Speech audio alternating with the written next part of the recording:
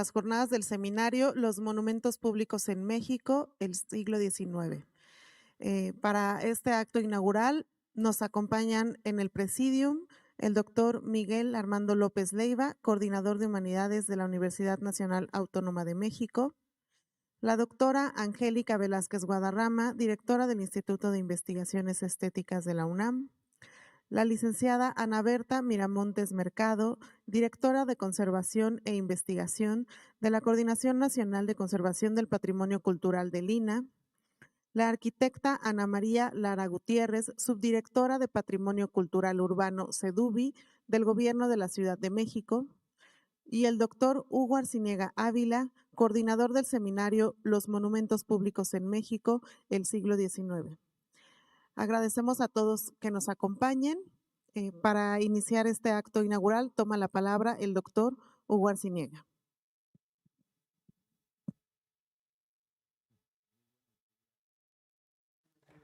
Muy buenos días a todos.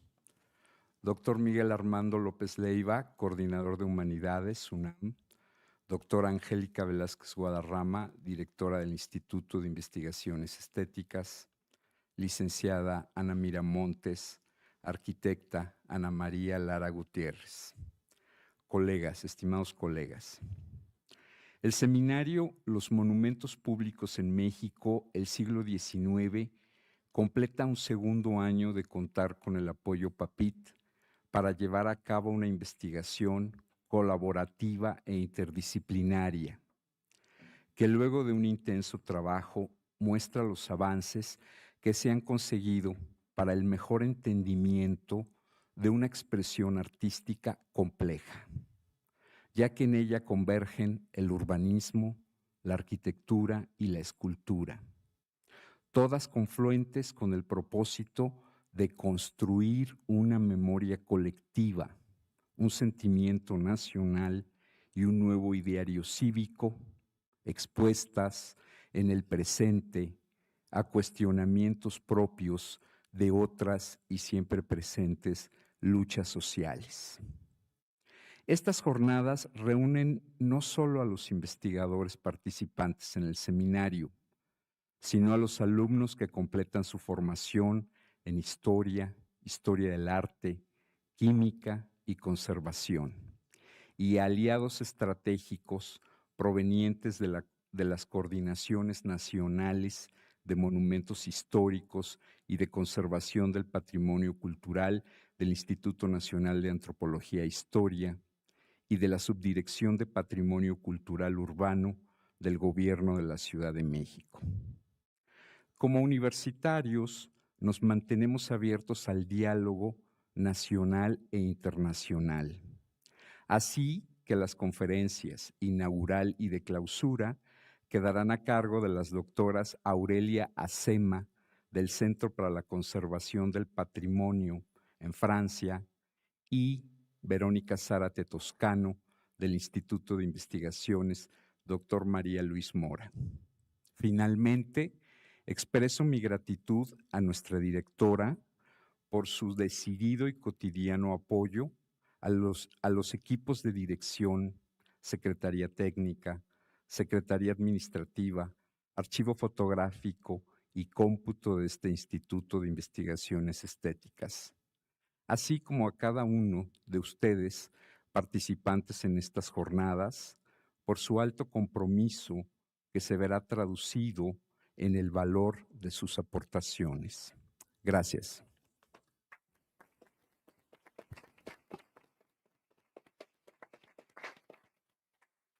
A continuación, toma la palabra la licenciada Ana Berta Miramontes Mercado, directora de Conservación e Investigación de la Coordinación Nacional de Conservación del Patrimonio Cultural del INA. Muchísimas gracias, muy buenos días a todos, espero estén muy bien. Y bueno, en nombre de la maestra María del Carmen Castro Barrera, quien envía un afectuoso saludo a las autoridades del presidium que me acompañan. Y bueno, ella agradece la invitación para participar en esta inauguración y de los trabajos que se realizarán en estas jornadas del seminario Los Monumentos Públicos en México, el siglo XIX, derivado de una excelente colaboración entre los colegas del Instituto de Investigaciones Estéticas, autoridades de la Ciudad de México y los especialistas de la Coordinación Nacional de Conservación del Patrimonio Cultural.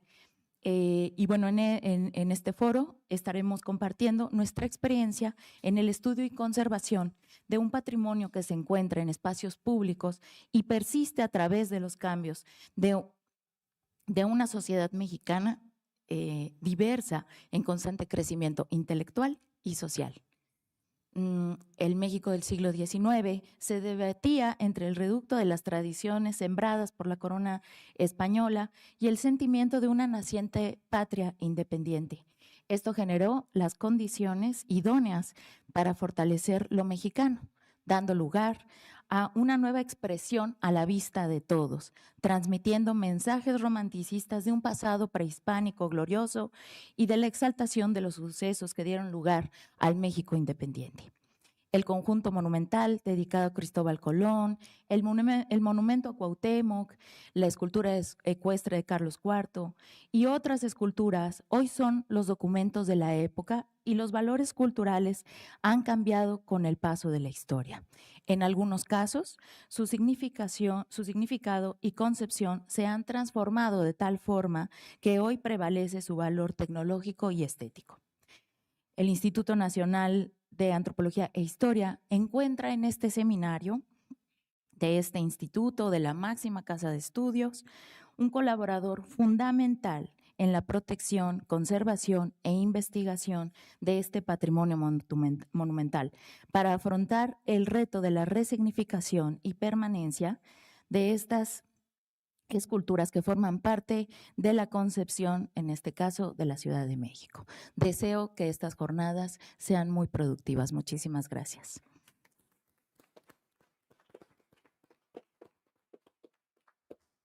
A continuación, toma la palabra la arquitecta Ana María Lara Gutiérrez, subdirectora de Patrimonio Cultural Urbano CEDUBI del Gobierno de la Ciudad de México.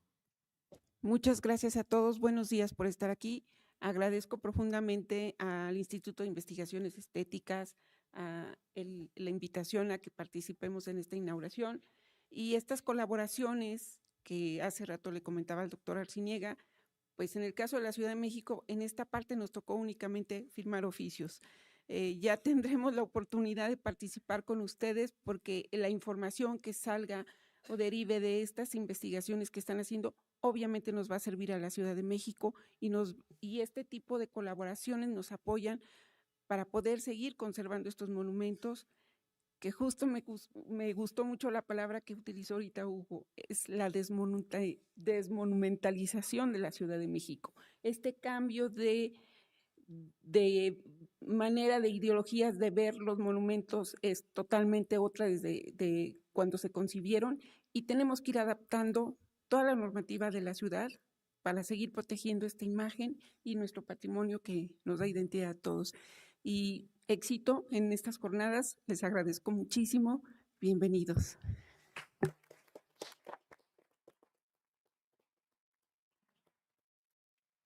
A continuación, toma la palabra la doctora Angélica Velázquez Guadarrama, directora del Instituto de Investigaciones Estéticas de la UNAM.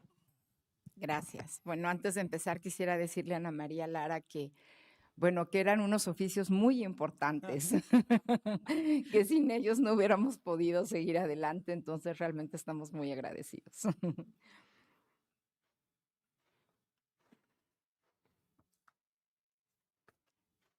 Buenos días a todas, a todos. Es un honor darles la más cordial bienvenida a estas jornadas dedicadas a los monumentos públicos en México durante el siglo XIX.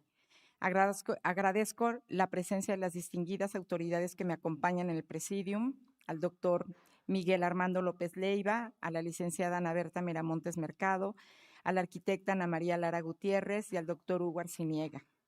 Saludo con especial afecto también a la doctora Aurelia Acema, quien nos honra desde Francia con su participación y quien dictará la conferencia inaugural sobre las técnicas en estatuaria monumental de aleaciones de cobre del siglo XIX.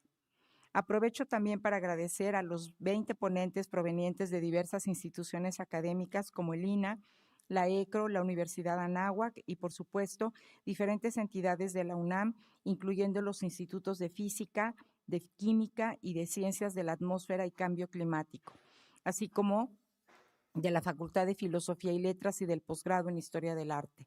Nuestro agradecimiento también para los moderadores.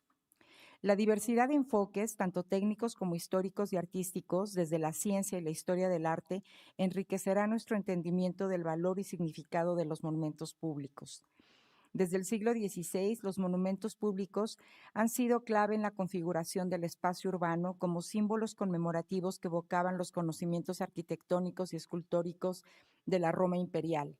En México, el impacto de esta tendencia comenzó en las últimas décadas del virreinato con la erección del monumento ecuestre de Carlos IV de Manuel Tolsá y continuó con múltiples dificultades durante las primeras décadas del México independiente para convertirse durante el porfiriato en un fenómeno de alcance nacional, cuando la fiebre por la construcción de monumentos, la estatomanía, alcanzó uno de sus puntos más álgidos, enmarcada por proyectos que conmemoraban la independencia, la reforma y a sus numerosos próceres.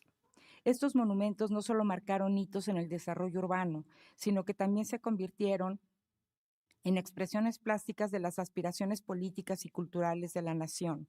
Sin embargo, hoy enfrentamos nuevos desafíos para su conservación, pero sobre todo para su resignificación. En un contexto donde el uso del espacio público se redefine constantemente al tenor de los movimientos sociales y políticos, los monumentos también están sujetos a un polémico debate sobre su mérito artístico y los valores que representan. Por ello, el Seminario de Monumentos Públicos en México, siglo XIX, propone una aproximación interdisciplinaria de punta, en la que a través del registro, la catalogación, el estudio de técnicas y materiales y el análisis histórico-artístico busca rescatar y reinterpretar estos emblemáticos hitos urbanos. Finalmente, quiero agradecer y reconocer el trabajo del equipo del Instituto de Investigaciones Estéticas, al Departamento de Difusión, al Departamento de Informática, por hacer posible este encuentro y en particular a Hugo Arciniega y a Nora Pérez por su ardua labor en la organización de estas jornadas. Estoy segura de que este encuentro será fructífero, pleno de aprendizajes y diálogos sobre el legado que nuestros monumentos nos dejan, no solo en términos de su historia, sino también de su impacto social y político en nuestro presente. Muchas gracias.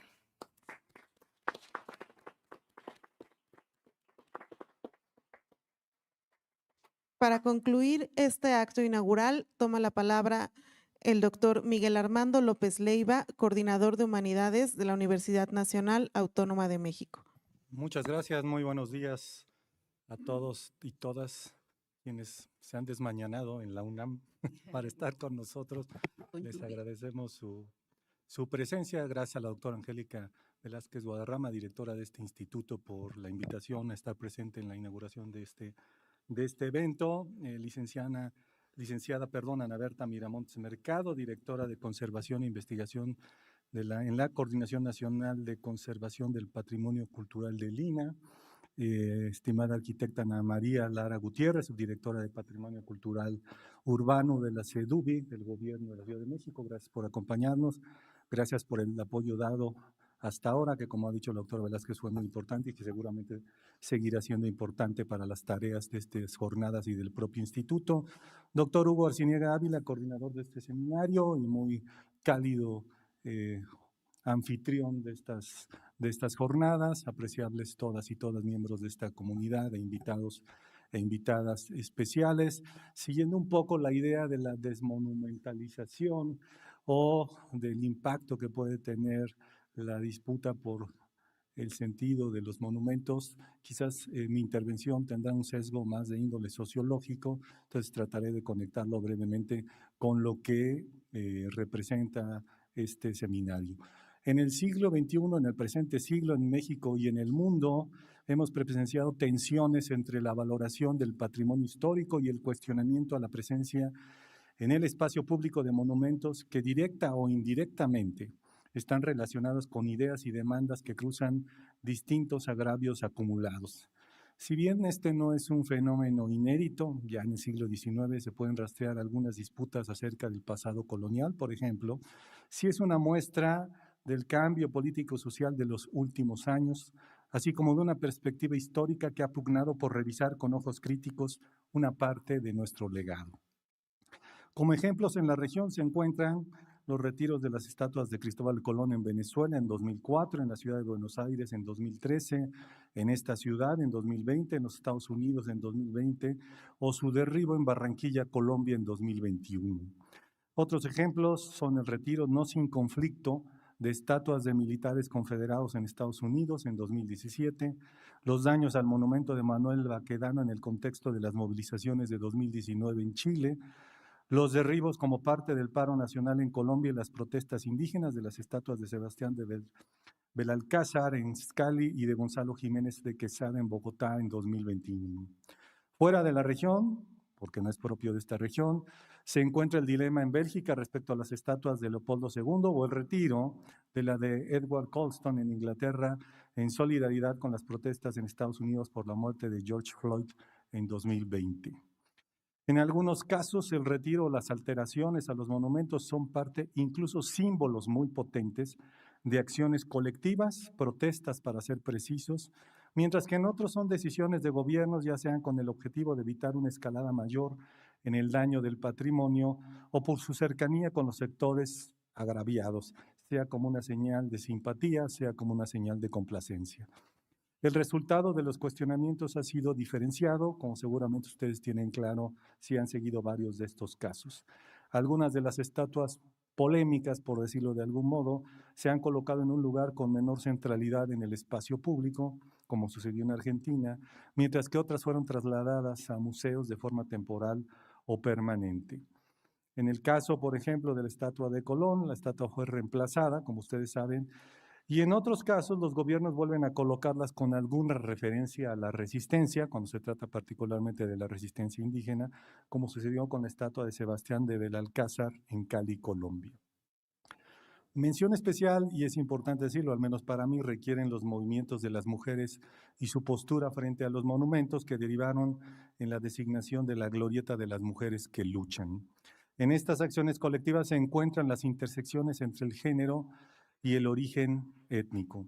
Solo como dato ilustrativo, que me pareció muy importante tenerlo y transmitirlo, de esta cuestión, de acuerdo con el estudio del National Monument Audit del Monument Lab y la Fundación Andrew Mellon sobre los monumentos estadounidenses, dentro del conjunto de personas más representadas en ellos, 88% eran hombres blancos, de los cuales la mitad habían sido propietarios de esclavos.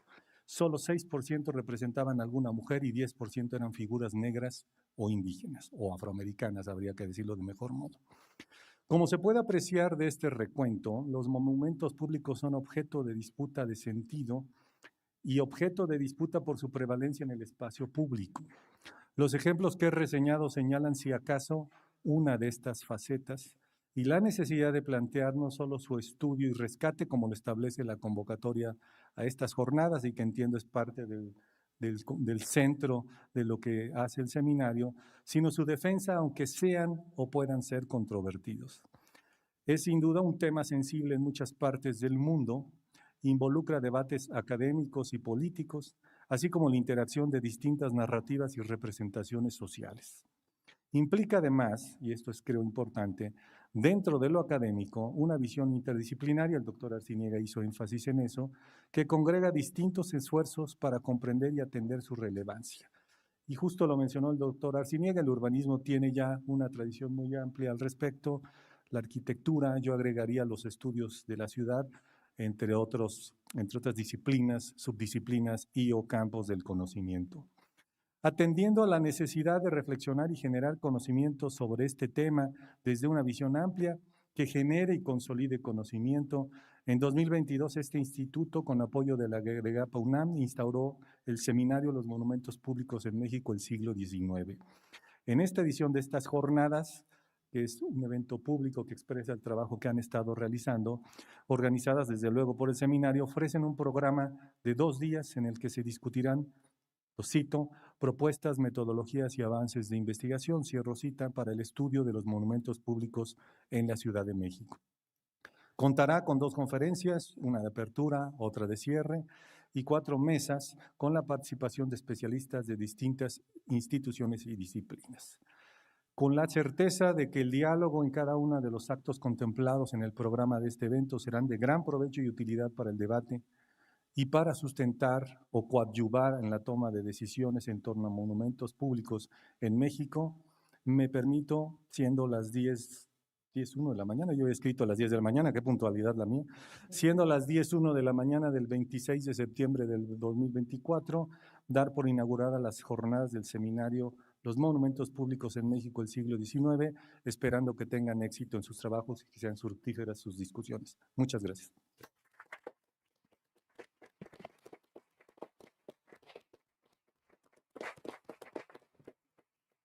Muchas gracias al público y a las autoridades que nos acompañaron. A continuación, daremos inicio a estas jornadas con la conferencia inaugural de la doctora Aurelia Acema, del Laboratorio de Investigación de Monumentos Históricos del Centro para la Conservación del Patrimonio de Francia.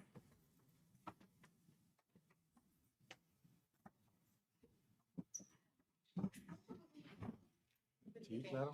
Unos que se nos vienen para acá, los colegas. Hugo. Vénganse para acá, Ana María, por favor.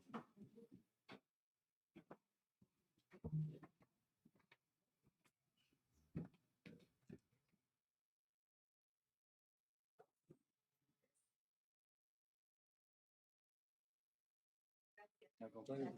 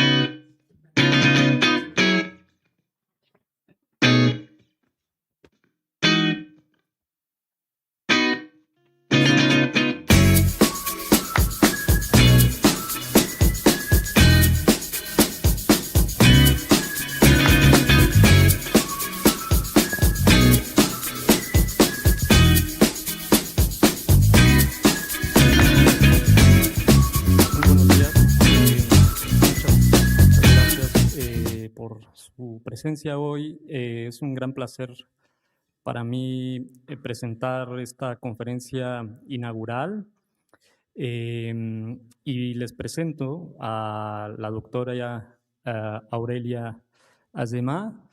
Ella es doctora en química, hizo su tesis, ella es especialista en metales, ¿no? Hizo su tesis en la química y la física analítica, ¿no? Sobre las técnicas de soldadura de la gran estatuaria antigua en bronce.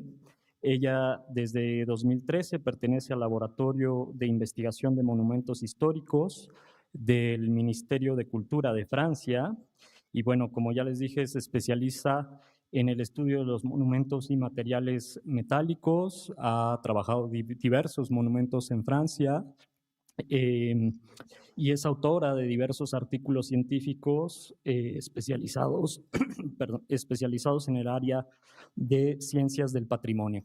Les aviso que la conferencia la va a dar en inglés, en el idioma inglés, ¿no? Y bueno, si tienen algunas preguntas, quizás también podemos traducir, ¿no? Y bueno, sin más, le dejo la palabra. Muchas gracias. Buenos días a todos. Muchas gracias por esta presentación. And please apologize for not speaking Spanish, but approximate English. I'm really delighted to be here. For me, it's the first time in Mexico City, and I'm glad and honored to exchange and share during this conference about this famous topic. I would like to start by saying a few words about my institution. I work at the Research Laboratory for Historical Monument, LIMH. It's a Ministry of Culture laboratory dedicated to classified or listed historic monuments. The laboratory brings together 24 conservation scientists with complementary backgrounds, physical chemists, biologists, documentalists, divided into 9 sections according to material or type of work: stone, wood, textile, stained glass, wall painting, ornate cave, microbiology, and of course, metal. The lab has 2 functions, service and research, supplied by these 3 missions. The service's role is to support owners and contractors during restoration projects, identifying materials and their deterioration, advising on the drafting of specification. In research, most of the time, the aim is to respond to specific problems encountered in the field, to understand alteration, to check the performance of restoration products, but also to research the history of monument construction and the evolution of manufacturing techniques, among other things. We work also in partnership with universities and companies, as well as with the French National Center for Scientific Research, to which we are affiliated with a unit called CRC. Here are the 9 departments. We often work together because monuments are most of the time composite. As far as I'm concerned, I trained as a chemist before, and I've been working at the LMH Metal Division for the last 10 years. I'm taking over from Annick Texier, who was a great woman, who was a real reference in the field, and from whom I was lucky enough to learn a lot. Today, there are 2 permanent members of staff in the metal division, plus a PhD student. I don't want to create a controversy, but if we look closely, we can see that metal is present at all levels in historical monuments.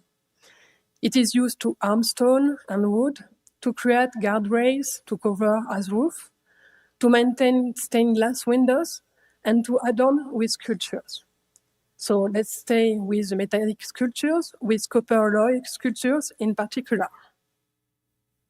So with the technical and the production evolutions that began in the 18th century, the use of copper alloy sculpture really took off, particularly in the 19th century, and continued into the 20th.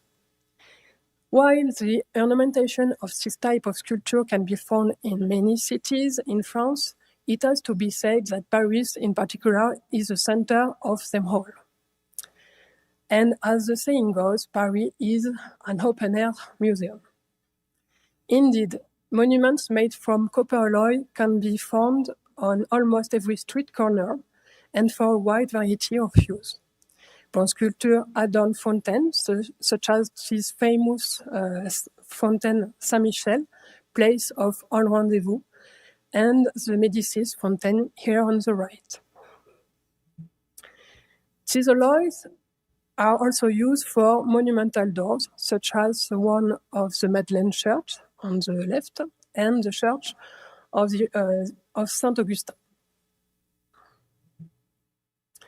The roof of buildings and facade are also adorned with sculpture in copper or copper alloy, as can be seen with the sculpture of the 12 Apostles in Notre-Dame de Paris, or the Victories and the sculptured group at the Opera, as well as the sculpture of the spire of Cathedral Saint-Bénigne in Dijon.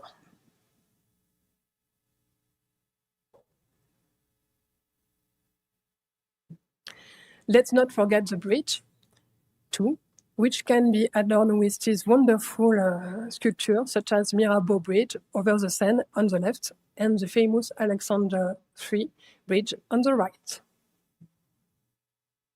And of course, the memorials monument that will be found in various celebrations of French but also world history. As part of the LMH work, we frequently come across this material and this type of sculpture during restoration projects. Sometimes it's possible to study them in depth, sometimes not. If the life cycle of metal can be represented as follows: metal, except in the case of certain metals that exist at their native state, is mostly in the form of ores. It must therefore be extracted from a stable state through a process called reduction, and the metal is then transformed using a variety of shaping techniques: plastic deformation without melting of the metal, foundry technique by pouring melted metal in a mold, but also by electrodeposition, as we will see. The object thus produced is then used for a purpose, such as decorating with sculpture, in our case, and these decorations will remain for some time. They will remain restored before perhaps one day being abandoned. At that point, it will become an archaeological object. And through its life, the metal extracted from the ore is in an unstable state and will never cease to want to return to a stable state. So studying a metal sculpture means examine its history, the context in which it was made, and the material itself at each stage of its life. I listed here what main kind of knowledge we can hope at each step of this cycle. However, it's extremely rare, to not say never possible, and it depends what you want to know, to be able to complete the entire cycle of a sculpture, but we can sometimes approach certain knowledge. Contributing to the knowledge of an object history and materiality also means contributing to its conservation in a specific way, since it can help to define protocols and choice during restoration work, but also in more general way, helping us to understand the heritage that has been handed down to us. In attempt to respond to all these interactions around the development of sculpture at LMH, we have different kinds of tools. First, there are our own bodies. Most of time, you have to be in very good shape to be able to access this sculpture, which are on scaffolding or sometimes very high monuments. So vertigo is not permitted. In most cases, it is possible to bring the object back to the laboratory. That's why we are trying to use, develop, and apply more and more handheld techniques for in situ analysis, which results can be used directly obtained or after data treatment in the lab. These handheld techniques also allow the monument to be globally explored and to highlight particularities that enable reason sampling for more specific laboratory analysis. We can use Raman spectroscopy, LIBS, XRF, optical microscopy. And where possible and essential samples can be taken to a laboratory for further analysis.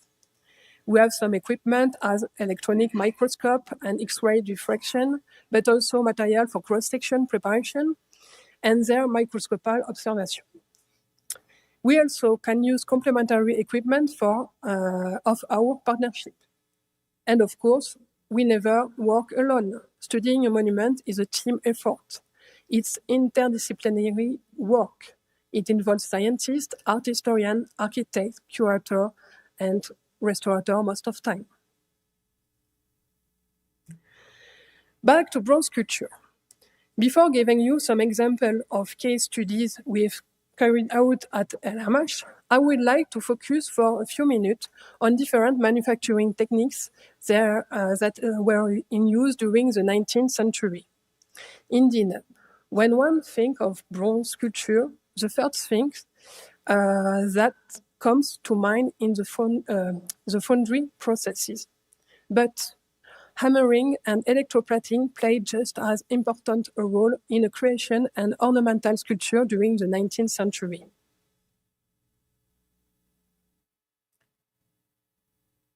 The human has been able to cast bronze since antiquity.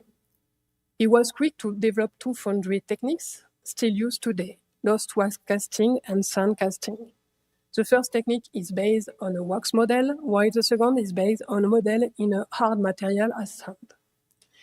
These two techniques have always been used more or less in tandem, even if lost wax casting has tended to be reserved for the creation of artwork and sand casting for everyday objects. As foundry techniques were perfected, particularly in the 19th century, sand casting also became widely used for art casting. The boom in French foundries in the 19th century bears witness to this, as the number of employees in this institution increased almost tenfold, and there were at least 600 bronze foundries in the mid of the 19th century. So to learn more about the history of these two foundry techniques, I invite you to consult the work of the historian Elisabeth Lebon, which are extremely documented. And only a few words about the casting project, which was driven by our twins laboratory, the C2MF, dedicated to museum, which aimed to create a framework that will facilitate advances in the understanding of bronze sculpture. Feel free to ask me more after and to consult the site under construction and to contact even the project leaders. The two other main techniques, less expensive, were developed during the 19th century and were used to create many of monumental sculpture, which contribute significantly to the city's ornamentation. The hammering techniques, also used since ancient time, was revived in the 19th century, in particular by the company Durand Foundry, which later became Monduigagé Company. It was very famous. It developed the manufacturing technique used specially for monumental copper statue. The Statue of Liberty of New York is one of the most famous examples. The principle is an iron or wood shape was realized based on the sculpture's model, and copper sheets were embossed and hammered over it, producing pieces that were less than 1 millimeter thick.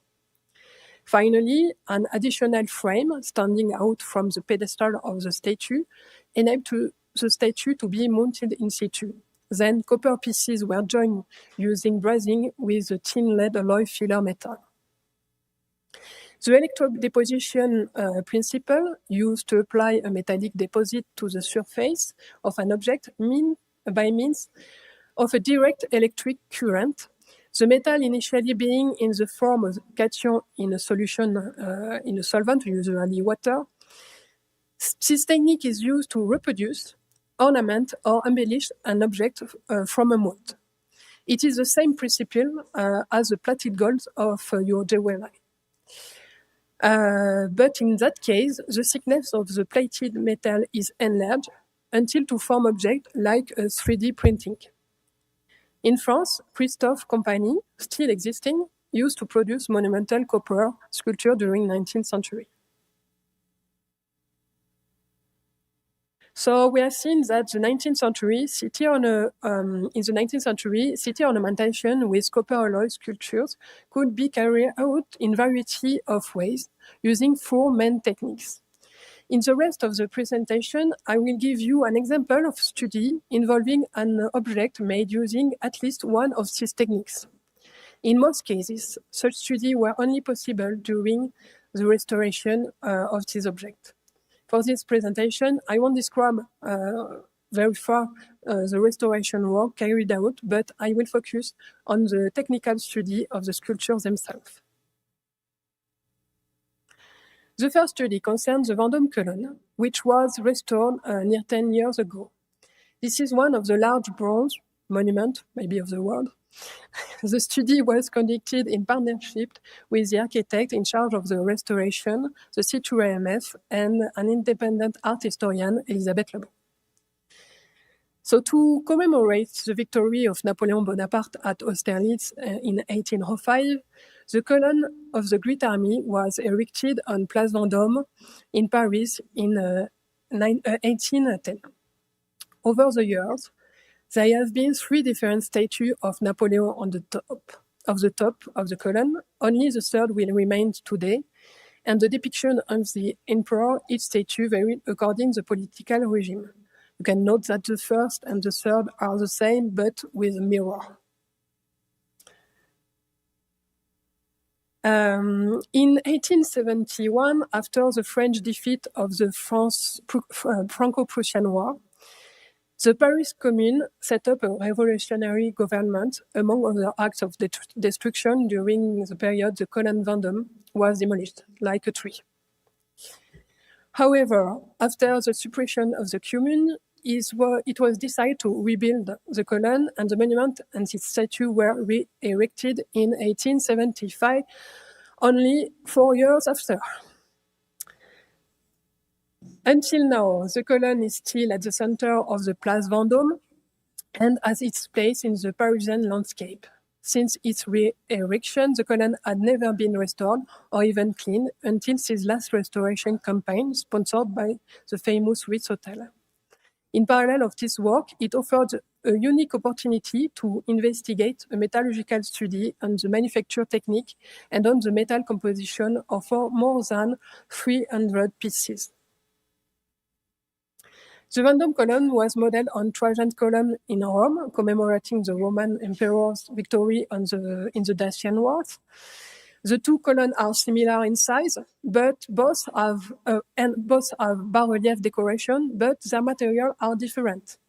Trajan's column is made of marble, and its decoration was carved directly into the surface. And the column Vendôme has a stone core, of course, to which bronze bas-relief panels were attached with system of bronze hook and screws. The Vendôme column consists of a base with an eagle at each its 4 corners and the door in the south-east-facing side, a shaft with a decorative frieze of bronze panels spiraling upward from the base to the capital, and a gallery accessible via a winding staircase inside the column, and also the cupola topped by the statue of Napoleon. The bronze skin of the column is divided in decorative panels of different dimensions. There are said to be 425, except the statue. Also, the hidden zone make it difficult to verify this number. We were able to count more than 400 pieces. On the shaft alone, the frieze of panels spiraling up, some 260 meters long, comprise 272 bas-relief panels. The decorative scheme depicts the major events of Napoleon's campaign at Austerlitz in chronological order from down and to up. Except at the top of the shaft, these bronze panels are rectangular and curved. They are almost 1.2 meters high, with an average width of 0.9 meters and a thickness ranging from 1.5 to 8 centimeters. The joints between the panels were filled with lead to make the sculpture watertight, and they are difficult to distinguish among the outline of the decorative cane. The panels were cast in bronze by founder Jean-Baptiste Launay using the sand casting process. The process is characterized by using sand as a mold material, as I said earlier. Basically, the mold is made by packing molding sand around the pattern, that is to say, around the bas-relief panel model. After removing the pattern, the metal is cast in the mold and takes the represented details. The present sculpture of Napoleon was cast in 9 pieces, then mechanically assembled by the founder Thiébaut 50 years later than the column. Just here, some example of bas-relief panel. Even if the detail of the represented action doesn't decrease from the base to the top of the column, different styles are observable. On that example, on the left panel, you have more depth than the right one. Without to follow these aspects, one question could be how worked the sculptor as one forms the body and the other the leg of the body. Other example to show the diversity of interpretation, there are sculptors who added figures, others who review the human anatomic possibilities, or even their look, comparing with the initial drawing. So you can play the game of 10 difference at the monumental scale with the column. Coming back to the column as a whole, at first sight, the appearance of the column was that of an outdoor bronze sculpture that has been exposed to weathering and pollution in capital city. Close observation revealed the complex surface coloration. The green patina on the bronze panels had several different shades. Some of the panels on the upper section of the shaft, in particular, were blue tinted. Others in the middle of the shaft were greenish-white, and others at the bottom were green. Moreover, some repairs in the form of numerous inserts were pointed. They correspond to recast pieces of bronze used to fill gaps after the Commune, you remember. These repair areas were clearly identifiable by their outlines, color, and their surface texture, and testify to the political upheaval of the 1871. We counted more than 400 such pieces. This observation led us to suppose different alloy composition. This was confirmed by elemental analysis of the metal. The main difference is the lead content, which varies from a few percent to 30%. The patina form is a result of mixing the oxide produced with the chemical element present in the metal. So, for example, lead oxide are white, copper oxide are green. So that's why the patina with high lead appears greenish-white. In parallel, a systematic analysis was conducted to the bronze skin of the column. Most of the pieces of bronze, particularly all the shaft pieces, were microsampled and analyzed by the ICP AES, which is a very precise technique. And in fact, this work contained 347 analyses. The analysis highlights that the elaborated alloy for casting of these repairs pieces contain 4% in zinc. On the contrary, zinc content in the original alloys does not exceed 1%. Thanks to that data, we identified 5 bronze panels which were entirely recast and the half of the one other. That result is in accordance with an ancient document in which the restoration of the column in 1875 is described. Moreover, last result on this point, the cupola was also recast. Indeed, we saw on archive photographs that the cupola had major damage, as you can see on the right. But we didn't observe any repair as welding or brazing joints. The cupola was necessarily cast in one piece, and the zinc content confirmed our hypothesis. The consequence of this result is that we are now able to identify original or copy fragments, which are in particular our museum collection. Then, according to legend, the panel of the column were cast from the bronze of 1,200 cannons during the Napoleonic campaign of 1805. It's a propagandist number.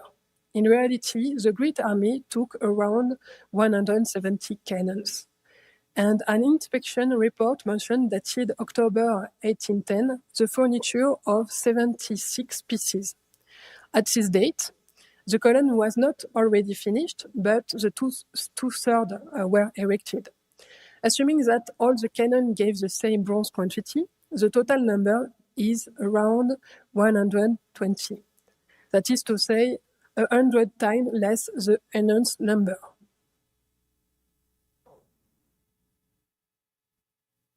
And according to historical data and some of metallurgical investigation, the cannons were always cast from a binary copper tin with trace of lead. The analysis of the column metal show a ternary alloy, most of the bas-relief contains lead, and the content is very variable. Reporting this data on the column alloy first highlight 3 phases of lead addition from the base to the top. A link with the archive data can be done. In the first project, Napoleon wanted a cast iron column in order to promote the French steel industry. But as the way changed, Launay, who was first a cast iron founder, was already chosen and kept the market. Casting bronze is not casting iron, especially in terms of involved temperature, higher in the second case. No matter a metal induces loss of metal and even casting defects. A major part of the column presents porous surface, probably due to the insufficient venting during the casting. By seeing its bronze stock decreasing after casting in the first third part of the column, Launay faced up to this problem in balancing by adding high lead content in the second third part. Moreover, Launay was also accused to steal the bronze. Maybe the reality is a mixing of these two reported facts. Consequently, the Launay activities were stopped, and one of his foundrymen, Gono, finished the work. Even if the lead content was reduced, the surface were always porous. All these events explain in particular the particular heterogeneous aspect of the column. Let's go back to the point of the cannon. According to the history, the cannons are from Austria or Russia. Authors who wrote on the tin proportion in bronze cannons highlighted that it depends on the considered nation and the size of the cannon. According to Rohrer book, cannon's bronze seems to contain 8 to 10 in tin. Depending on the lead adding, it seems to correspond to the 7% average content in the bronze of the column. And what about the impurities element? In terms of presence or absence, the impurities print is always the same. Moreover, most of the analyzed bronze have high content in arsenic, nickel, antimony, less in argent, and relatively important content in bismuth. These results constitute a base to propose hypotheses on the origin of the copper production. During the 18th century, Austria extracted copper directly from its land. According to the communication of my colleague Jean-Marie Velter 10 years ago, exploited mines in Nozol, now in Slovakia, seems to present similarities in terms of impurities print. But we should suppose that the copper used to cast cannon came from only one area. It's a new way to explore. So our investigation and present today constitutes only one aspect of the historic events surrounding the column erection. But it testifies the complexity, politic, technologic, and symbolic of the monument. Launay was particularly at the heart of the foundry aspect. As we saw, even if critics are justified, they were also pretext to discredit the sand casting process in favor of the loss casting process. Indeed, during the 19th century, as I said, these two techniques were engaged in a savage competition. But the Vendôme Column is an achievement in itself. It is the first monument sand casting with large and decorated panel obtained in one piece. It testifies the adaptation and the development capacity of foundrymen faced with the constant pressure from the state authorities.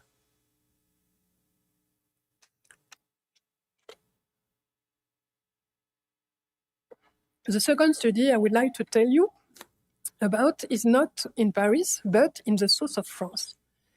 It is the Nice Observatory built at the end of the 19th century by famous architects Charles Garnier and Gustave Eiffel. The building main door is adorned with a monumental sculpture of Apollo emerging from the zodiac or the genius of the science. The Apollo was made in Christophe workshop, which have existed since the 19th century and which are still in operation today. Also, they no longer make such monumental statue, but rather small luxury items. Apollo sculpture produced mainly using the electroplating process, is a result of assembly of at least 4 parts plus the 9 ray above his head. The assemblies are mechanical, filled with lead tin soldering again, and an internal reinforcement keeps the wall sculpture stable and secure to the building. As I said before, the parts of the sculpture were created using an electroplating process in which the model is immersed in a bath containing salt of the material making up the sculpture. And the granular inner wall texture, seen here on the left down, is characteristic of this type of manufacture process. Also, the copper walls of the sculpture are very fine and very homogeneous, near 2.5 millimeter thick. In some areas, the reverse has been reinforced with a mixture of lead and tin. You can see it up on the right. A cross-section up on the right, again displayed here, reveals the microstructure of the copper wall, which is actually made up of at least 20 layers. I don't know if you see them. The limits observed between each layer correspond to the stop of the current in the bath, and thus to the cessation of the progression, the growing of the copper grain formed in the bath. At each stop, the bath is re-enriched with copper, either with salt or with a pure copper electrode. In particular, growth of the copper wall in forming layer also leads to a specific alteration that can be linked to desquamation. I mean that the layer become detached from each other because the corrosion takes place easier at this junction between the layers, like intergranular corrosion. But fortunately, the sculpture of Apollo had very little corrosion of this type. It's not the case for all this sculpture. We were approached by the project management. The first question was the sculpture had been gilded or not. The gilding preparation, some kind of painting, has been observed with the naked eye by the company in charge of the restoration, but only on the zodiac section. This is the base. We didn't know if Apollo's body and wings had been gilded too. Nevertheless, when we intervened, the body of the Apollo sculpture had already been treated, as you can see on the left top, except a small area under the chin, which was the area where the sculpture was maintained during the abrasion cleaning. Using X-ray handled spectrometry, we were able to determine that the statue was indeed gilded, but also that the gilding was applied to the entire sculpture, even on the chin area. Closer observation, in particular of the wings, had shown that the application of an organic brown painting to underline the relief between the wings.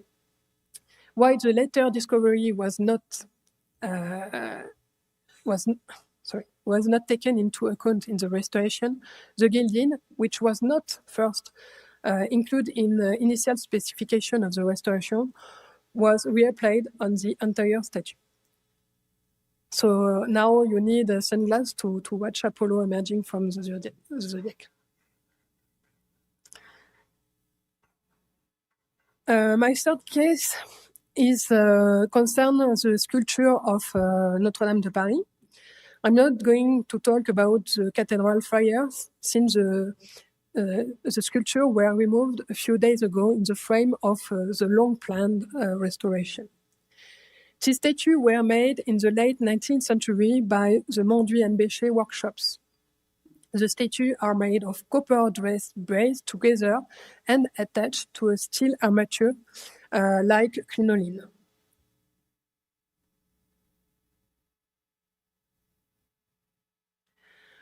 Copper approaching 1 millimeter in thick was obtained by a process developed by this workshop, consisting of hammering a copper sheet into cast iron matrix, And the microstructure observed on a cross-section, just on the middle down, testifies the use of this process. There are homogeneous grains which are formed.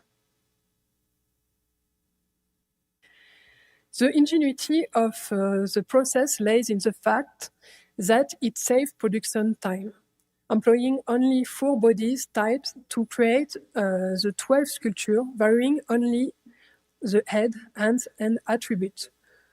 You can see, for example, in the lower right hand corner, Saint John and Saint Thomas have the same body, but not the same left arm position and not the same head. The original color of the statue was questioned prior the restoration. While the manufacturing technique is fairly well documented in the archives, the finishes, in particular the appearance of the sculpture surface, are not mentioned. The only clues we have at present are old photographs and archival drawing. We can see a rather dark color at the time of their installation, here on the left, which evolves into something light after only 30 years in the middle. And the drawing by the creator shows a brown color. We know that the aging process of uncoated copper, it's very quickly and takes on a brown cast due to the formation of the cuprate oxide. It even raised the question of the existence of a specific finish. 2 clues point to a finishing hypothesis. Firstly, an unusual state of weathering on the surface. The green surface is flaking away, revealing a blue layer, and some brush were also observed. Secondly, the presence of a green layer on the brazing alloy, which are gray, in fact, is in a shattered area here on the left and here. But analysis of one flake reveals the presence of a majority of brochantite, a copper sulfate generally found in the patina of naturally aged copper. As for the blue layer, it is composed with copper sulfate and few chlorides. It means that there is no significant difference, chemically speaking, with naturally aged untreated copper. We would have stopped here, but it was frustrating. Taking up the story of the workshop durant Monduit, we decided to enlarge our vision by interesting us of the Monduit collection preserved at the Castle of Pierrefonds. These are duplicates of work adorning monuments in France. They have sculpture made for world exhibition or catalogues. They have never been exhibited outdoor, only placed indoor. We therefore assume that the patina on these pieces correspond to the original patina. It has a homogeneous dark brown color that effectively masks the solder joint. We focus on the sculpture of Alix de Vergy, which is the duplicate of sculpture on the spire of Dijon Cathedral, and the Angel of Lude, which is a duplicate of sculpture at the top of the spire of Reims Cathedral. We were able to make a full comparison with the statue of Dijon Cathedral, not only in terms of appearance, because in Reims the angel unfortunately is gilded, but also because of its accessibility. Also, the sculptures in Dijon are little later than those in Notre-Dame, 20 years apart. The hammering process used by Monduit workshop is the same, and the sculpture also had a rather dark surface when they were placed on the spire at the beginning. The particular surface appearance, where the green layer flakes off to reveal an underlying blue layer, has also been observed on the Dijon Cathedral copper sculpture. Cross-sections have also been made of this object. Shown here are the cross-section of Notre-Dame, Alix de Vergy from Dijon, her twins Alix de Vergy from Pierrefonds, the Angel of Lude from Pierrefonds, and the classically aged copper roof. As our first analysis of the Notre-Dame as postal sculpture did not reveal anything specifically different from what might occur with outdoor copper aging excepting flaking. Flaking appears also on the patina of sculpture from Pierrefonds Castle. I mean for indoor sculpture too. So this flaking is not observed on naturally aged copper roofing sample.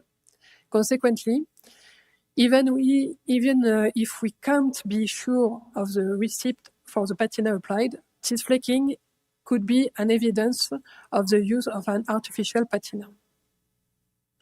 A closer look at the composition of the patina on Alix de Vergy from Dijon and the one from Pierrefonds reveals the tooth of Pierrefonds, sorry.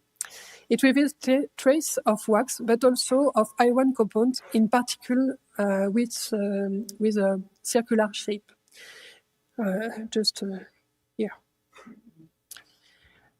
These circular shape are characteristic of materials that has been heated, forming ashes, and after the presence of iron, aluminium, and silicon could be suggest the use of ochre to color the applied patina. A few words about the new chosen patina of the Apostle. The choice of dark brown was made, but the recipe for the patina is very different of those partially identified on Mondrian sculpture. Here you have potassium sulfide, which were used to form copper sulfide, which are black, and ammonium dichromate, which were used to produce orange highlight, but without making chemistry interaction. I still have time, 10 minutes. For the last study case I present today, another memorial monument, it is the Triumphal Arc of Carousel. Currently in the center of the Jardin des Tuileries, just beside the Louvre Museum, Louvre Palace here. This arc was originally a ceremonial entrance to the Tuileries Palace, which has now disappeared. Like the Vendôme Column, this monument was commissioned by the Emperor Napoleon I to celebrate his great army.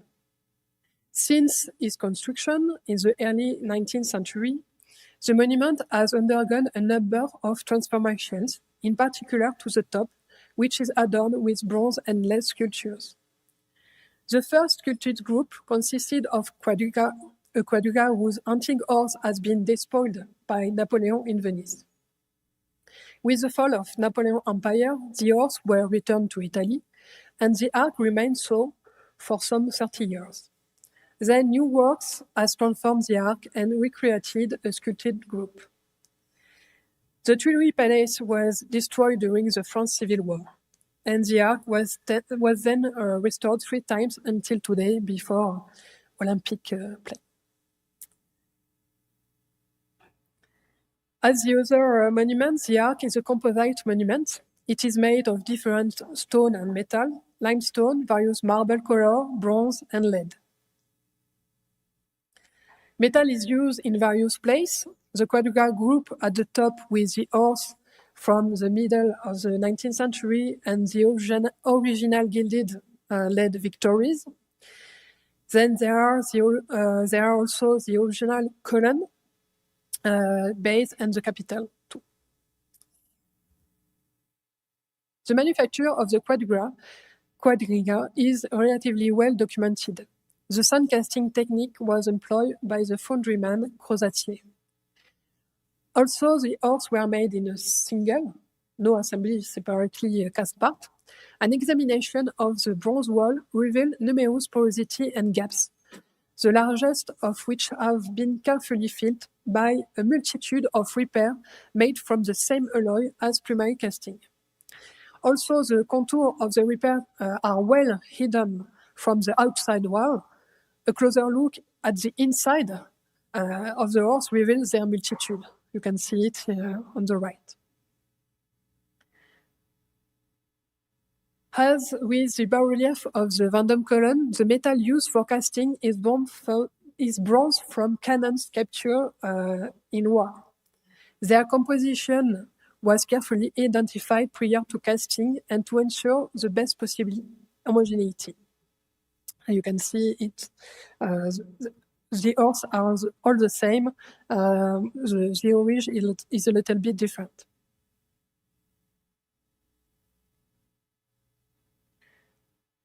From the outside, the ores of Quadriga appeared well preserved. The patina achieved during the 80s restoration, despite some drips and bird dropping, was stable and homogeneous. But closer examination revealed an internal phenomenon that could endanger the integrity of the sculpture. Indeed, cracked areas from which water was seeping, sometimes trace of rust. Endoscope investigation carried out during the study prior to the restoration revealed that 3 of the 4 holes still had their foundry cores, encasing armature of all sizes and also plants, all bathed in a constant humidity atmosphere. The retention of water caused corrosion, which is accentuated by the galvanic effect in the contact with the bronze, and swelling of the iron reinforcement, which in certain areas explain the cracking of the bronze skin. The chariot and the charioteer were in generally satisfactory condition because the core was removed, with the exception of some consolidation material dating from the 80s restoration, which were tending to decompose. Contrary to the Bozio horse, the archive consulted have, to date, provided no information on the identity of the workshops that manufacture the capitals and the column base, nor on the shaping technique and precise nature of the metal used. The removal of the 4 capitals on the east face of the arc, necessitated by the replacement of the underlying stone cracked by the swelling of corroding iron reinforcement, provide a rare opportunity to document how they were made. The capitals are the result of mechanical assembly of some 60 parts fastened together by hinge and or bolted screws. They consist of the support, comprising a smooth shaft, 2 pieces, and the abacus, 4 pieces, decorated with plants, 52 pieces, and the 4 angles. For me, it's crazy pieces. Examination of the inner and the outer walls of the capital pieces revealed traces of scraping, incised tracing of figure, and a drawing of an eagle's head, just here, in profile, all of which testify to the working of a soft material from inside the mold. The indirect lost wax casting process was probably used to manufacture these elements. Analysis of the element composition of the metals used revealed a significant variation between the alloy used for the support, the barrel and the abacus, and that for the plants, decoration, and eagles. The metal used for the eagle contains 3 more zinc and 3 times more zinc and 3 times less tin, resulting in a variation in metal color perceptible to the naked eye. Was this technical choice intended to create polychromatic effect, highlighting the decoration, and more particularly eagles, thanks to a metal tending towards golden yellow against a more orange-colored background? We don't know. It should also be noted that the metal used for the column base is similar to that used for the capital shaft. Interaction with the environment and/or the application of an artificial patina, originally or later, has greatly attenuated this color difference. Finally, remains of gilding preparation and gold leaf have been identified on the eagle adorning the four sides of the capitals. However, neither the analysis nor the archive attest to the presence of gilding at the time of the building construction or during the variation transformation to which it was subjected. So the choice was for the last restoration to not regild the eagle.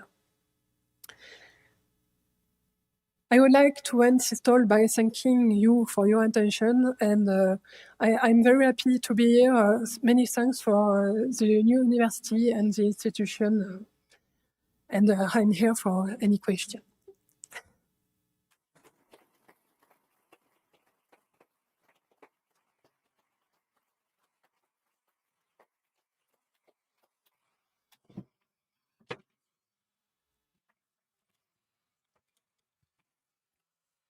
Aurelia, muchas gracias por esta fantástica presentación, ¿no? Muy interesante, y la oportunidad que has tenido de investigar pues, estos monumentos, ¿no? Muy valiosos, yo pienso. Hay preguntas de parte, tenemos un espacio para preguntas. No sé si hay preguntas de parte del público. Nora. Thank you very much, Aurelia, for your generous contribution to the seminar with these emblematic examples that you have shown us. I would like to address two questions. The first one is, what would you say is the main feature or characteristic that makes you recognize between the sand casting process and the one of the lost waxing process? And also, if you have found that there was if the sculptors had a preference of using for some shapes one type, and for other shapes or reliefs another manufacturing technique. Thank you. Okay, thank you, Nora, for your question. First, to make the difference between sand casting and lost wax casting is very difficult, as we discussed yesterday. Yeah, as I present just here, you can see the eagle head. You only can have this aspect if you have a smooth material to make the incision. So that's why I think it was wax casting, and you have also a brush mark. I don't know if it's very clear. Yeah. Okay. So that's why I think it's wax casting, but in most of cases it's difficult to make the difference because as we know, in the 19th century, they were used in the same time, sometimes the same time on the same statue. So you ask also if there is a preference to use one or the other. It depends. It depends of the foundry. It depends on the foundry. At the beginning, the wax was preferred for work art, as I said, and sand casting for a simple object to make, because it's difficult to make sculpture with sand casting when you have a complex shape. You have to make a small part to make the mold. So at the beginning, during 18th century, the foundry did not have the knowledge to make such a sculpture so precise with sand casting. But after, as I present with Vendôme Column, which was one of the first huge monument using sculpture sand casting. During 19th century, foundry improved their technique very much. So we know that during the 18th century, sand casting was more used than wax casting. That's sure.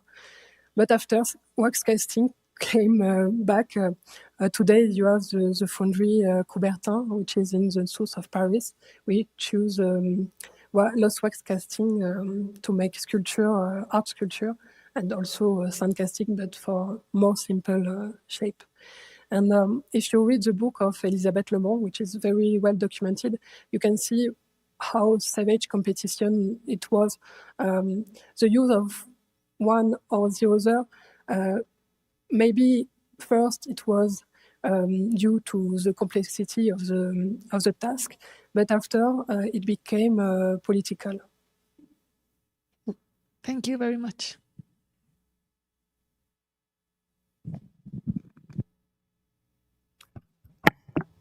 Elia.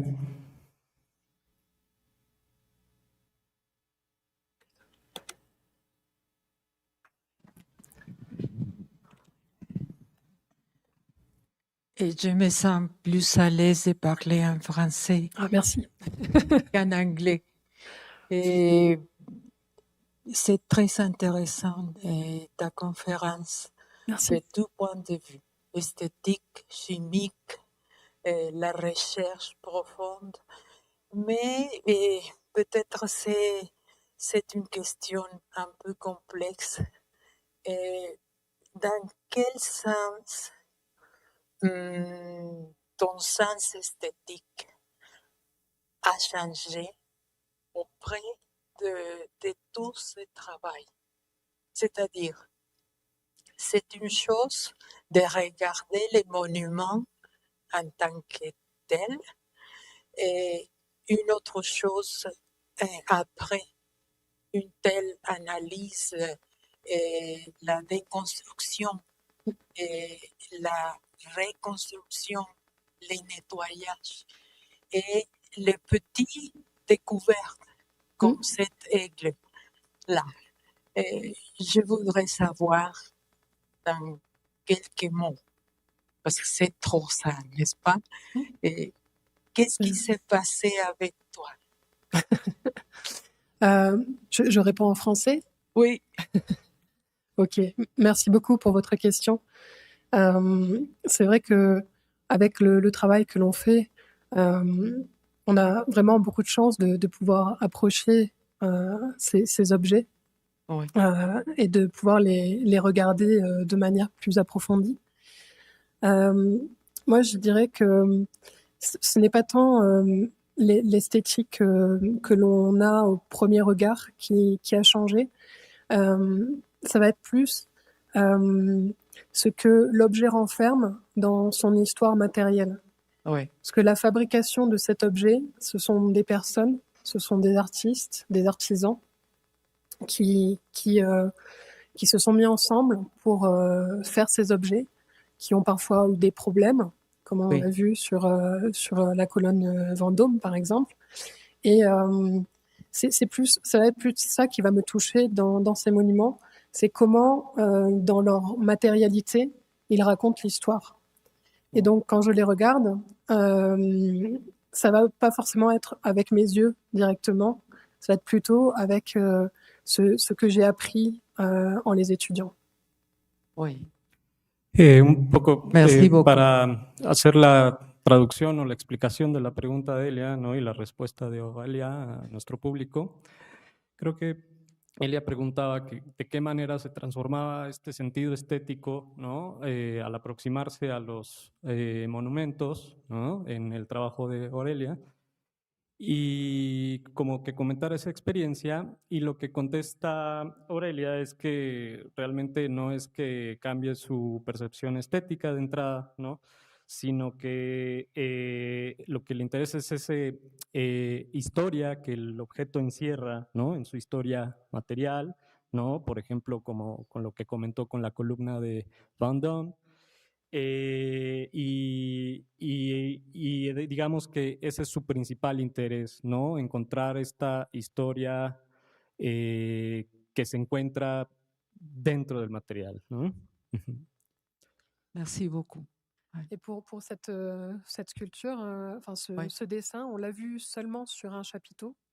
Bon, il y en a eu 4 qui ont été démontés seulement, hein, mais il y avait cette sculpture, oui, on ne sait pas pourquoi elle est là, mais il n'y a pas de lien avec la place des aigles.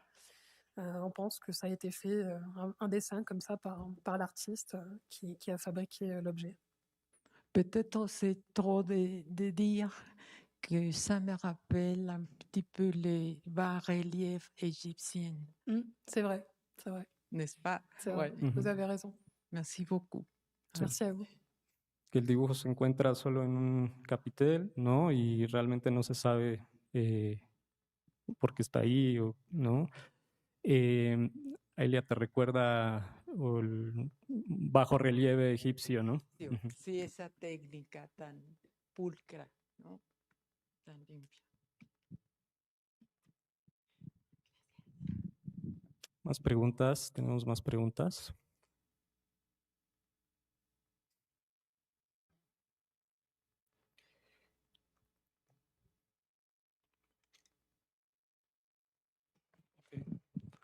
Doctora Aurelia, muchas gracias por su conferencia, fue muy interesante. Tengo una simple pregunta. Sé que esta clase de monumentos fueron creados hace años, siglos, y justo por eso me pregunto si usted tuvo algún desafío en temas de derechos de autor durante su investigación. Doctora Aurelia, thank you very much for your lecture. It was very interesting. I have a simple question. I know that that kind of monuments was created years ago, centuries ago. So I wonder if you had to overcome any copyright challenge in your research, if this is the case. If this is the case. Thank you very much. Okay. Could you just repeat any copyright you said? Copyright, yeah. I mean, if you have copyright issues about the... I know that that kind of monument was created years ago, centuries ago, but if through your research, you have any particular issue about that or not? I'm sorry, I'm tired. Did you understand what he said?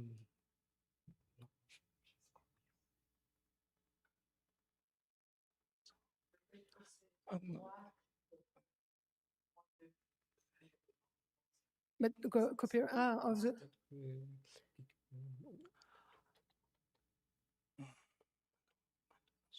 Mon travail. Okay. Okay. I'm sorry, I'm tired. Maybe my English note was the best, but no. Sorry.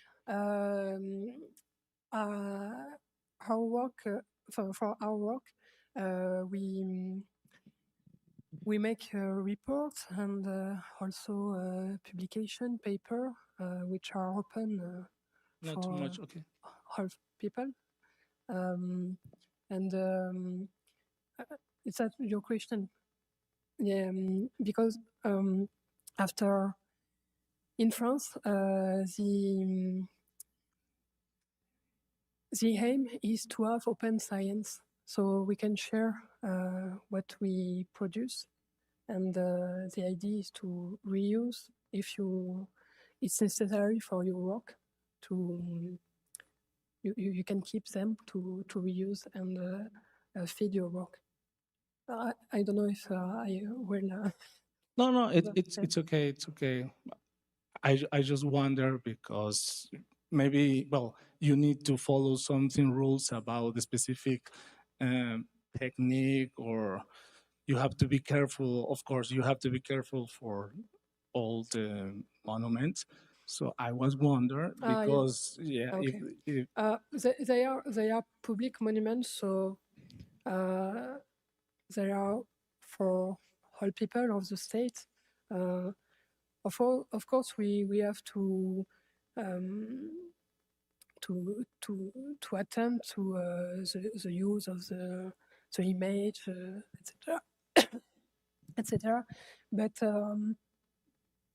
No, it's okay. Okay. Thank you very much. Welcome. Muchas gracias. No sé si tengamos más preguntas. Bueno, yo tenía también un par, ¿no?, preparadas. Just out of my ignorance, because I'm not a specialist in, really a specialist on material studies or techniques, but my question is, why to use the term copper alloy instead of bronze, which is, I don't know if it's a very similar or not a term. Yeah. Yeah, that's a good question. Bronze, chemically defined, it's an alloy with copper and tin only. But in reality, you can be faced with copper, only copper for some sculpture, but also leton in English. Leton, which is an alloy between copper and zinc. And most of time, you have other elements, mixing of these three elements. You have copper, you have zinc, you have tin, and you have lead. So, in fact, most of time you have quaternary or ternary alloy. What is a good word? Bronze, leton, or quaternary alloy. So, not to be restrictive, we prefer to use copper alloy.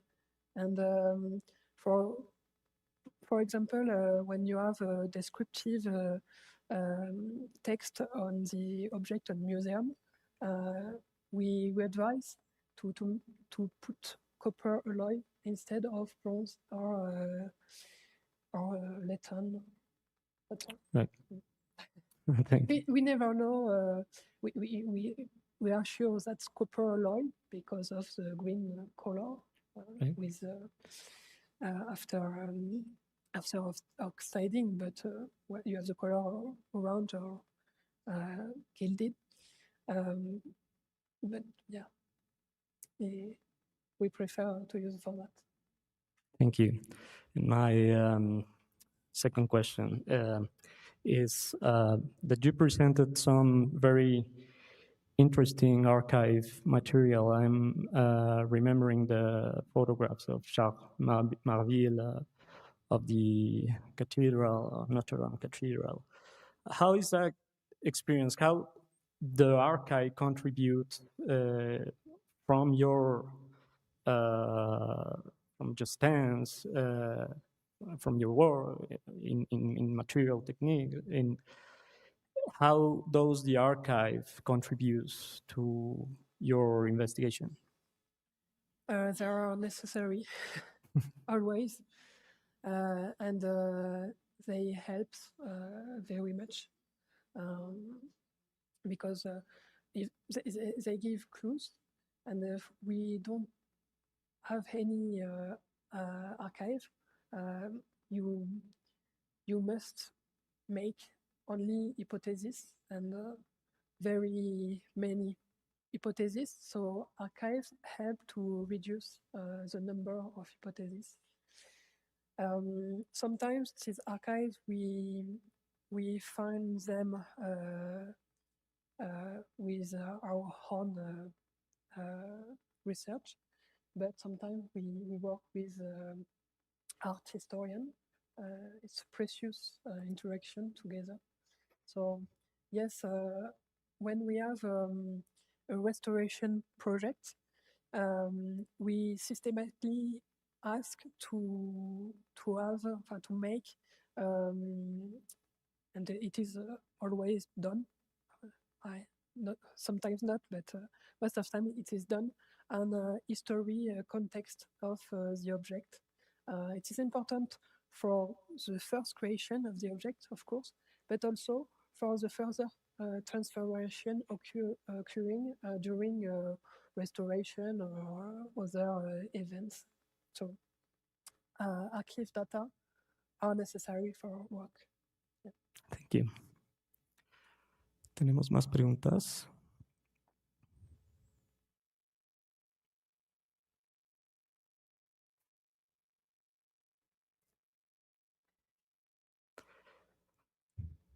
¿No hay preguntas? Pueden hacerlas en español, no, sin pena ni miedo. Bueno, quizás también solo una última pregunta también como de mi parte, ¿no? Sobre la experiencia, primero la voy a pensar en español. ¿Cómo fue el involucramiento, ¿no? O tu involucramiento en Notre-Dame especialmente, ¿no? Después de este, ¿no? Desastre que ocurrió, ¿no? How was your involvement in the restoration of Notre-Dame Cathedral after the disaster that happened?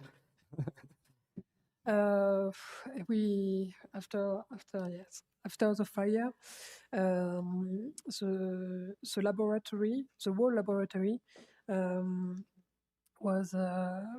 was inside the cathedral to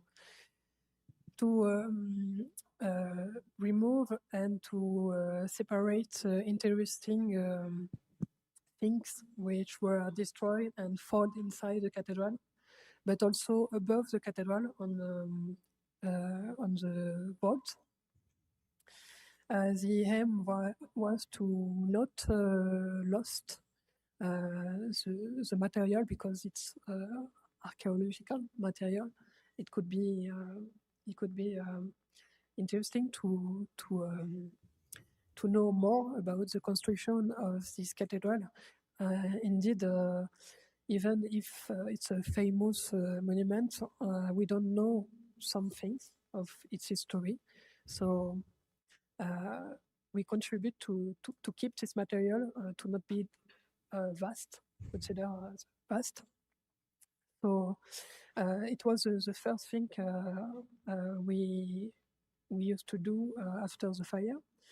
And after concerning my work in metal, so we have work on the statue as I present today, on the copper statue, but it's another thing because they are not damaged by the fire. But also we were in interaction with CNRS. We were studied the iron reinforcement used in the building construction. Indeed, after the fire, because the wood of the roof was done, it revealed at the top of the wall some stumps which are put between stones, and the question was the stumps was there at the first construction or after, and the stumps were in iron, made in iron. And we made a study, metallurgical study of these stumps, and we were able that to see that they were made with an ancient process of extracting iron from the ore. It's named direct process, and it was possible also to date them. Most of the time, it's not possible to date metals, but in that case, in iron, you always have small quantities of carbon, which is linked to the extraction process.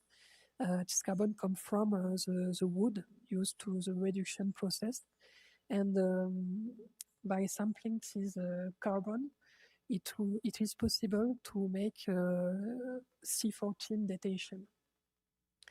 And the result gives a date from the 12th century, which is contemporary to the to the construction of the cathedral. So it was a huge result we discovered on that way. And actually, there is a PhD student which is working more generally on the use of iron in the construction of Notre-Dame Cathedral, because in fact, the use of iron reinforcement was, as we discover, used very earlier than we saw first. That's one part. And the third part I can explain to you is the roof, the lead roof. So the lead roof, which was before the fire, is dated from the 19th century, from the restoration from the 19th century. And it was from the earlier lead, which was remelted by the architect Julie Leduc. So we studied the lead to know the provenance of the ore. It's one of our topic. And also we use one particular thing is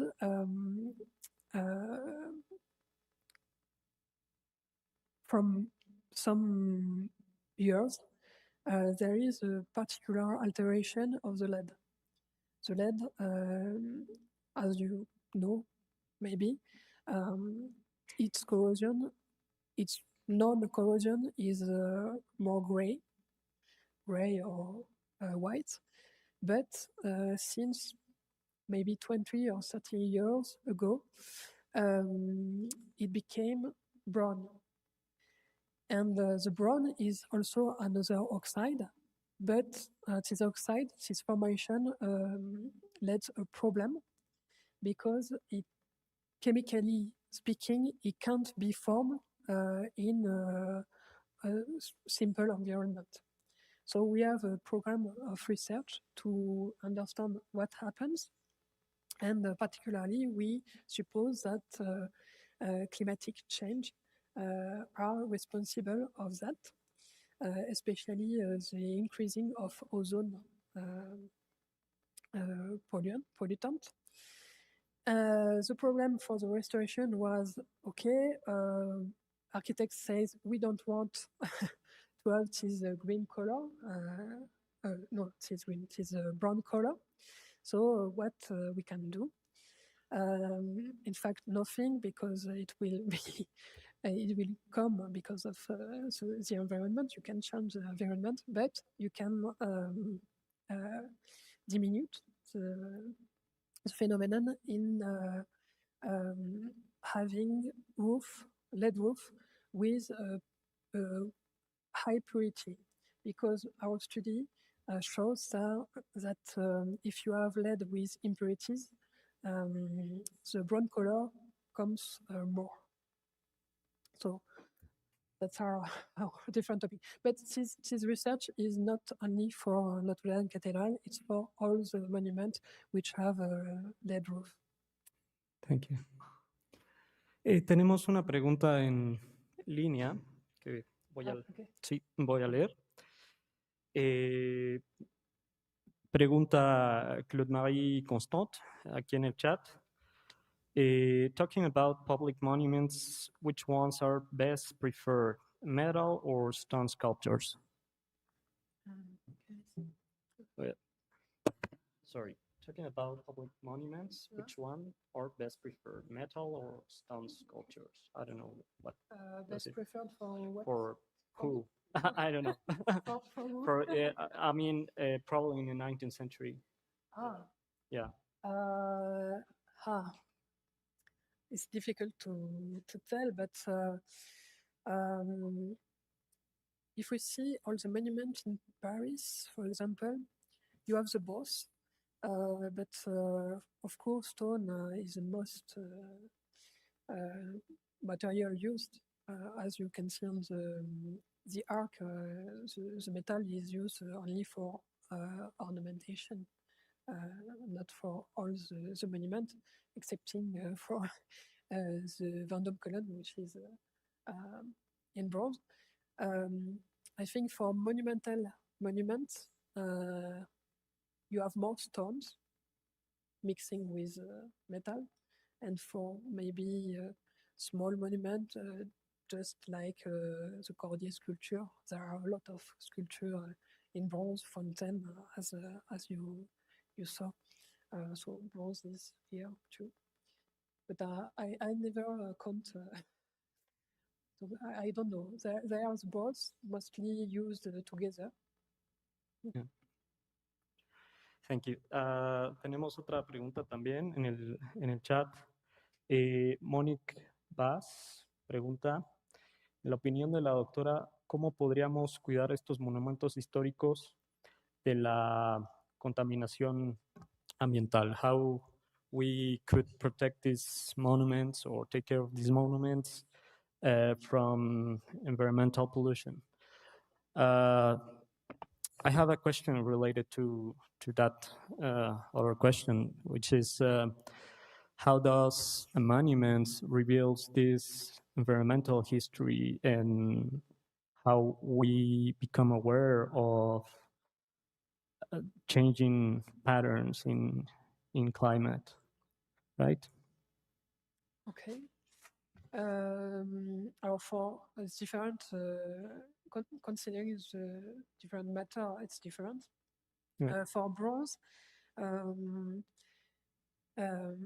contrary to, for example, the iron sculpture, which necessitates a real protection with painting or other global protection, for bronze, we want to have the patina. The green patina is something we want to see, to highlight.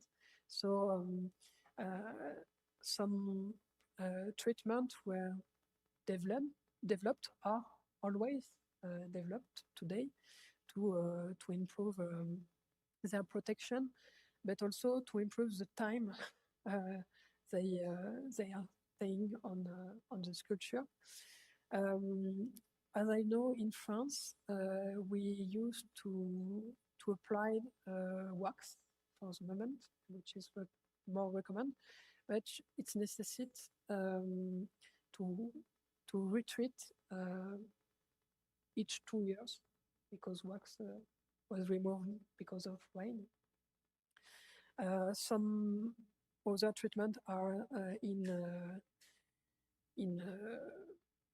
development.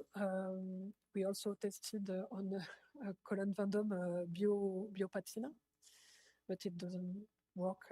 It makes something totally brown. We don't know why. So it's a lottery with biopatina sometimes.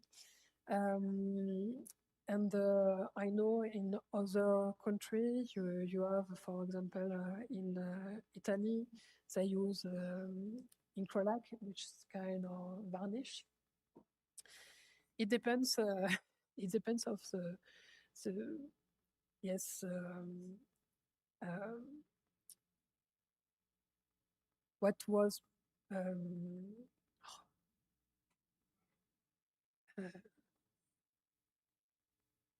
advice? What was advice? Oh, sorry.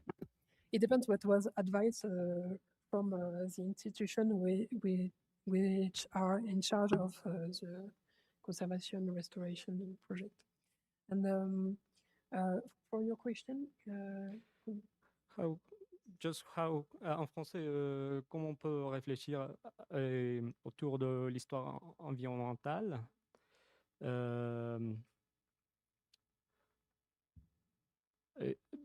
quand on étudie les monuments, comment on peut réfléchir sur l'histoire du climat? Oui. Yeah. For bronze, it's difficult to say because for the moment we didn't see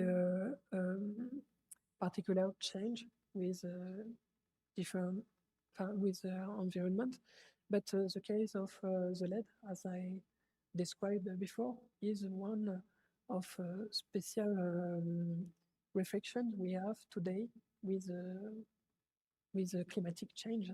LED is one material which is testimony, it testifies the climatic change. So not to be in the monument, it's an enlarged question if climate change are making something clear on material. We can imagine what it can be on the other thing. So we tried at our scale to contribute on this topic. Thank you. Si no hay más preguntas del público, Elia, ¿tienes una pregunta?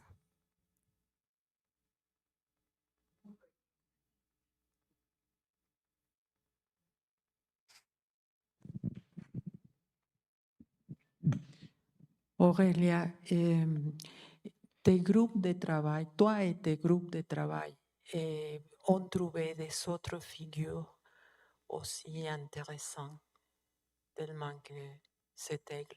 Sur ces objets Est-ce que vous avez trouvé des autres figures cachées?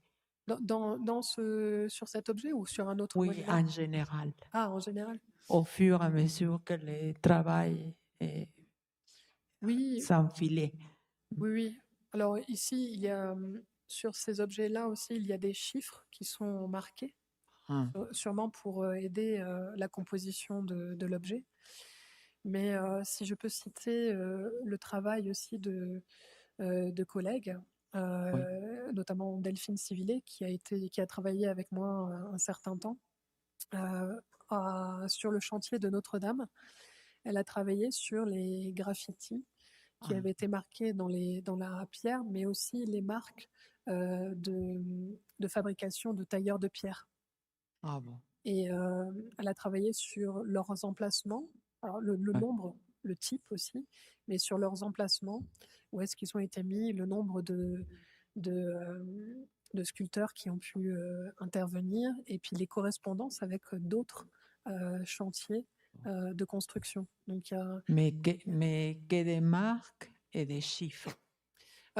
Figures comme celle-ci. Non, ce sont des marques assez abstraites qui correspondent à l'artisan qui a travaillé. Parce qu'à une certaine époque, ils étaient aussi payés à la pierre qu'ils fournissaient. Donc, ils marquaient pour dire, bon, j'ai fait celle-ci, celle-ci, celle-ci. Et donc, je paye. Ou alors, c'était pour marquer aussi le fait qu'ils sont intervenus sur la construction de la cathédrale, enfin, de l'objet de la cathédrale. Merci beaucoup. Bueno, nada más para un poco resumir en español, que pregunta ella si has encontrado como otras figuras iguales a estas, ¿no? En otros ejemplos. Y mencionas justo a tu colega, ¿cómo fue el nombre? Delphine. ¿Qué tiene el nombre de tu colega? Delphine Civilet. Delphine Civilet, ¿no? Que ha encontrado también como en grafitis, en la Catedral de Notre-Dame, ¿no? Sobre todo en trabajos en piedra, ¿no? Pero resulta que esta pues, imagen es especial, es muy abstracta, ¿no? Son, digamos, marcas de otro tipo, ¿no? Las que se encuentran en esos otros ejemplos. Si je peux ajouter aussi, on retrouve des marques, mais aussi on retrouve des objets parfois dans les statues. Se encuentran a veces marcas y también a veces objetos, ¿no? Avec les signatures des gens qui ont fabriqué ou qui ont restauré les objets. Con la firma de que han fabricado o restaurado los objetos. Pues, Aurelia, te agradecemos enormemente, ¿no? La charla y las interesantes respuestas, ¿no? A las preguntas que nos has dado. Te agradecemos mucho. Y ahora vamos a un receso. Muchas gracias por estar aquí y muchas gracias, Aurelia. Muchas gracias.